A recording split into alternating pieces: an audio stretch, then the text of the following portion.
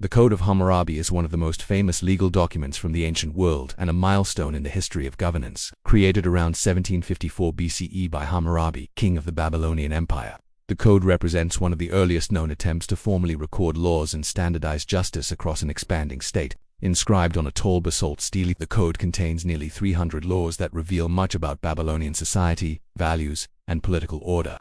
Hammurabi inherited a smaller kingdom in Mesopotamia but expanded it through diplomacy, warfare, and strategic alliances. As his territory grew, ruling a diverse population became increasingly complex. Different cities had their own customs, traditions, and understandings of justice. To unify these regions under a coherent legal framework and strengthen his authority, Hammurabi commissioned a comprehensive legal code that could apply to all subjects, regardless of local tradition. The Code of Hammurabi is structured around the principle of lex talionis, the law of retaliation, often summarized as an eye for an eye.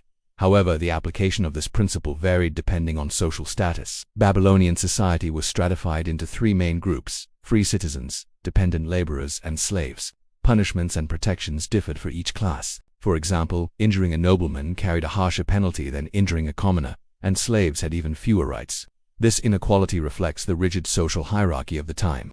The laws cover a wide range of topics: property rights, trade regulations, marriage and family matters, wages, agriculture, debt, and criminal offenses. They show a society deeply concerned with contracts, economic stability, and personal responsibility. Fraud, theft, and corruption were treated severely, while detailed rules governed irrigation, loan agreements, and business partnerships. These laws helped facilitate commerce by clarifying expectations and providing mechanisms to resolve disputes. Although the code is sometimes portrayed as harsh, it was also intended to protect the vulnerable. Several laws aimed to safeguard widows, children, and the poor from exploitation. Hammurabi emphasized in the prologue and epilogue that he enacted these laws to uphold justice, eliminate wrongdoing, and ensure that the strong did not oppress the weak. This ideological framing helped legitimize his rule and establish him as a just and divinely sanctioned king.